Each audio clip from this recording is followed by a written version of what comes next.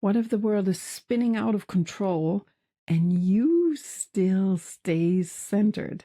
Do you ever find it hard to stay aligned in your daily life? Like chaos here and chaos there. Energy is coming from all direction, and you're right in the middle of it all. How are we supposed to stay in alignment? And that's exactly what this is about. How to stay connected to your soul month after month, no matter what's going on around you. If that's something you care about, I invite you to follow along. Hey, my name is Annie, and my work is all about helping you find and live your purpose. Finding it, in my opinion, that part is easy. Living it, now that's the challenge. That's why I created this monthly energetic alignment update, because yes, we all want to live aligned with our soul and our purpose, but the world happens. Energy is always swirling all around us, from politics, the economy, society, and some call it the collective field. I call it the collective field. Others feel it through the seasonal cycle, the moons, the stars, and the portal days. And with that, we're already right inside the energy of this month. I want to know, do you still watch the news? Do you read newspapers? I've cut that down to a minimum, and yet, just like you, I still meet people every day, like family and neighbors and co-workers and people. Yeah, summer parties, barbecues, and that's where you can feel it, the collective field. Why don't you drop me an annoyed face in the comments if you know exactly what I mean, if you can feel me?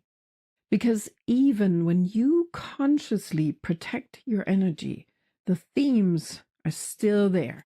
They move through conversations, they move through body languages, through tension in the air. And many people form their entire world view from the news. Okay. And for them, that is reality, period. And suddenly, without even realizing it, you're affected too. Not because you're watching the headlines, but these energies, they're in the field. They're in the room, in the system. So let's have a look. What's shaping the collective field in July? War, militarization, dominant themes. The war in the Ukraine, the escalations in Iran, Israel, Palestine. There's tensions across the globe and rising. Even if you stay far away from this all, the frequency tied to it, like fear and anger and helplessness, they still pour into your energetic field every single day, through media, through conversations, through the bodies and nervous systems of other people around you. Yeah? Many are feeling anxious about the future. Some are looking for someone to blame. Yeah, he's to blame, they're to blame, and a lot of people are numbing out, even without even knowing. What are you sensing in the field? I would be interested in. I'd love to know that. Drop me that in the comment. What is something that you sense? Yeah? When you become aware that all of this is swirling around you without ever being spoken, you can begin to hold your own space way more clearly. You can better understand your body. You can better regulate your emotions, and with more compassion. If you feel that these frequencies, pull back when it's too much. Retreat into silence, meditate, connect with nature. We're not here to fight these energies. We're here to balance them with peace and trust and love. Another strong energetic influence in July is the summer holidays. Yay! School's over. In many parts of the world, schools are out. Here in Canada, July and August are completely school-free. That's a time that children absolutely love. But for the families, that's a real challenge, because when the usual structure disappears, unrest often follows. It's more organizing, it's less alone time, it's more noise, it's fewer breaks. And these tensions, they ripple outward into the workplaces, onto the roads, yeah, into the collective nervous system. Hotels, restaurants, transportation services, they're in full swing. Yeah? Many city spaces, they feel empty, strangely. If you feel these energies impacting you, it's time to create a structure that grounds you. Yeah? What's your go-to tip for staying relaxed, maybe as a mom, or maybe as just someone who's sensitive for the frequencies? Drop me that in the comments. For families, that might mean setting dedicated times for shared activities, and just as importantly, plan moments of rest, especially for moms. And even if you do not have children, this energy still affects you. The collective field shifts. If it's been a while since you had a really routine in place, July is the perfect moment to welcome them back. Yeah, maybe you start with a simple morning routine, something that anchors you back to yourself in the midst of all this change, of all these frequencies. Closed link, unfortunately, to these summer energies is another concern, which is rising in July. It's inflation. Many people can't afford to travel right now, or they're forced to cut back significantly. And with that, specific emotions enter the field: worry, guilt, shame, guilt for not being able to give your children the experience you wish you could, shame for allowing yourself too much or too little. And then there's that subtle creeping comparison syndrome. Yeah, that feeling of somehow everyone has something that you don't have, especially on social media. Guilt and shame are among the lowest frequencies we can allow into our system. And for that very reason, they need a conscious counterforce. If this isn't your personal theme, or maybe it is, but you're someone who loves to work for the collective field, connect with the most powerful energy available to us: gratitude. Gratitude is the cure, says David Stock. So make a point to establish a gratitude practice, especially in July, morning or evening, doesn't matter. Take a quiet moment and name 10 things you're grateful for today. And no matter where you find yourself right now, those anchors, they exist. It's a sunbeam, the roof over your head. It's a comfortable chair. It's a cup of coffee. The final energy I want to bring to your awareness this July is the heat. Heat is not the energy in itself. In some parts of the world, temperatures are rising to extreme levels. In certain regions, in Alberta, Canada, for example, this also means a heightened risk for wildfires. It's not the high temperatures, but the energies of the temperature create physical stress, emotional tension, especially when people try to cool off with alcohol. Emotions can run even hotter. A cold beer can easily lead to a heated argument without anyone knowing where it suddenly came from. So if you feel this energy, this heat entering your space, it's time to set clear boundaries, step back, cool down, yeah, on all levels. Read something soothing, take a walk, seek out water, forest, wind. Be gentle with yourself and be gentle with others. They feel it too. And if these conversations really get charged, step away kindly and firmly. You have the right to do that. You may already sensing it. July carries a high potential for energetic overwhelm in the field. So choose consciously structure, gratitude, rest. We are allowed and called to create balance as aware, intentional beings. So thank you, thank you, thank you for your work in the field. It affects me too, for your presence, for remembering who you truly are. There's other energies. Yeah. Classical astrology isn't my area of expertise. And many of these energies show up for me in a, let's call it a subtle way. But I know for some of you, these influences are very real, very present. And thankfully, there are many beautiful souls who can read and share these celestial qualities in detail. I'm not integrating that. But what I do always include in my energetic alignment updates, though, is the moon energies. The moon energies, I don't feel them so strongly myself. But I have that knowing that we all have. The moon moves the tides. It shapes and moves the oceans. And since our body are made up of about 70% of water, well, you can begin to feel the connection or explore it playfully for yourself. The full moon on the 10th of July is coming in Capricorn, and it brings like a clear and grounded energy. It invites you to step into responsibility and to claim inner clarity.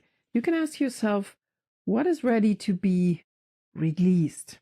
What does no longer belong to me? Where can I bring more structure in my life, inside, outside, and maybe most importantly, where do I need better boundaries? What's a great idea here is to make like a small full moon fire ritual, like creating a space, write down what you're ready to let go and offer it to the fire. It doesn't have to be a dramatic thing.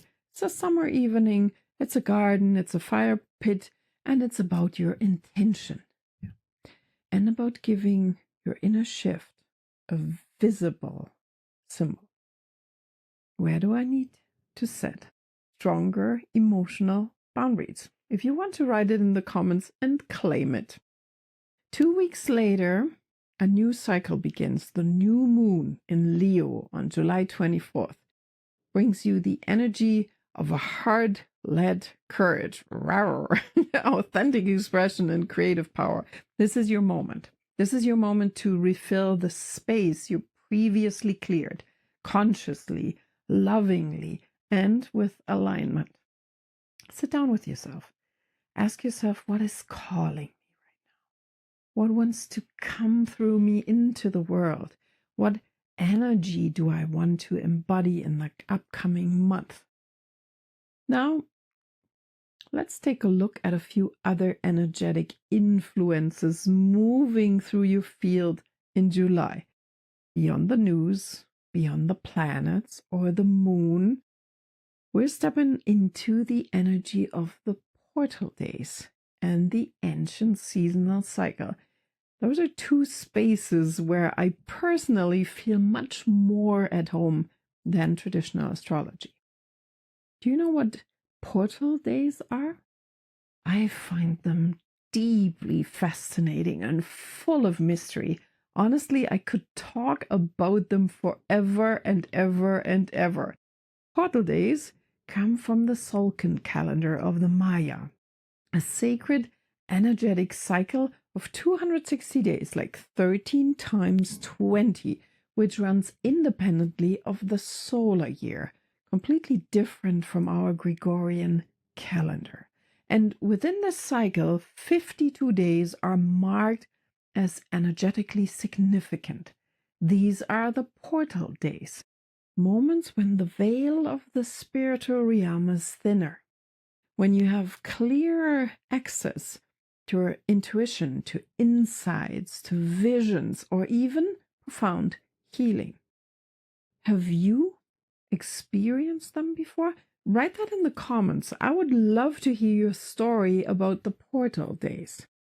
You can think of them as doorways into higher states of consciousness, days with a particularly refined light frequencies. So on portal days, you may notice the following. Your dreams are more vivid. Your emotions feel deeper. Your intuitive hits are stronger. Your inner process accelerates. And many people feel also a sense of tiredness or unexplained restlessness without exactly knowing why. And maybe that's what you are feeling. This is the portal energy. In my personal belief system, we are souls having a human experience here on Earth. And when that journey ends, we return to the source, the universe, the quantum field, God, so many names, one essence. We do not disappear, we transform like water goes into ice. Our energy continues.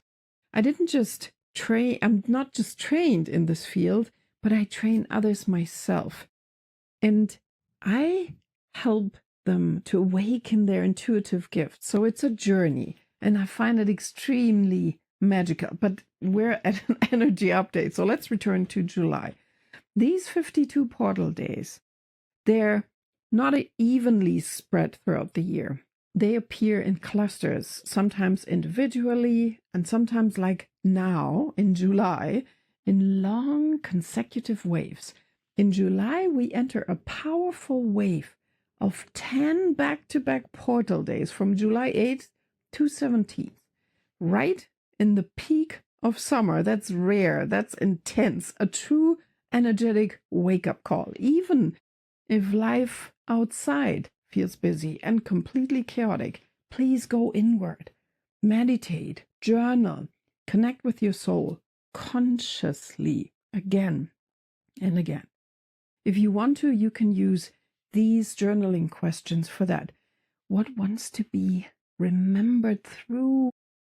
Yeah, what needs to be felt beyond this mind? And what is only revealed when I've become completely still? In my sisterhood circles, we honor also the ancient festivals of the Wheel of the Year, seasonal rites of passage deeply rooted in nature and the rhythm of life. And many of these celebrations align surprisingly closely with modern Christian holidays. Why that is could be a topic of, I don't want to say a whole other video, but for me personally, there is no contradiction between this. I live mostly in Canada, a country where many belief system exists, and they exist peacefully side by side. And that's also my internal compass. I don't need to be right, yeah? What matters to me is what I bring into the field. And for me, that's peace. Right now, we're standing between Litha and the summer solstice and Lammas, the first harvest festival on August 1st. That's where we are in the wheel of the year. So nature is in full power, yeah? And quietly, she begins to shift into ripening. The fruits are growing. They need the light, the patience, the time. There's abundance in this outer world. And the turning point has already begun. The light is slowly withdrawing. It's almost not recognizable. You are too invited to follow that rhythm, to give yourself some time, to trust the process of ripening, not to push, not to force, but to hold the space. What in your life wants more space right now? Maybe you have a fitting emoji that you can place in the comments. Maybe July won't feel like a time of launch something new. Maybe you'll feel the pull to stay simply with yourself, not to start something new, but to let things ripen, to allow your projects, your longings, your healing to unfold naturally. You can ask yourself, what within me wants to ripen without my constant interference? What is quietly growing beyond my control? Overall, or simply put, July invites you to slow down, to sink deeper, not higher, faster, and more, but slower, more conscious, more mature. In the midst of all this energy chaos, in the midst of all this transformation, you are invited to rest in your center. Here's a simple alignment practice that can support you this month. You can place one hand on your solar plexus and one on your heart. Go deep into breathing consciously, like gently, maybe 10 breaths. And then ask yourself, is this energy that I'm feeling, is that my energy? Does it truly belong to me? Or am I carrying something that isn't mine at all? And if the answer is no, then allow yourself to let it go gently, loving you through breathing. And if you take only one of the many journaling questions with you into this July, let it be, what would my soul choose? What would my soul choose? And I brought you a mantra as well. I act from a place of peace. I thank you from the bottom of my heart for the inner work you're doing, for your presence in the field, for your light, even if it sometimes shines quietly. I act from a place of peace. If you don't want to miss any further alignment updates, please feel free to subscribe to any of my channels and act from a place of peace from soul to soul. Yours, Annie.